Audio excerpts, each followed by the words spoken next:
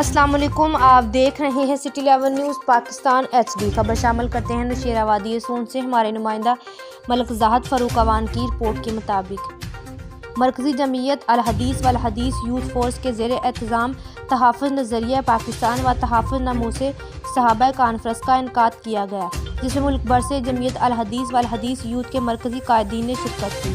مقررین نے کانفرنس سے خطاب کیا۔ مرکزی صدر الحدیث یوتھ فورس پاکستان حافظ عامر صدیقی نے کہا کہ پاکستان کے نظریے کا تحفظ ہر پاکستانی کی ذمہ داری ہے۔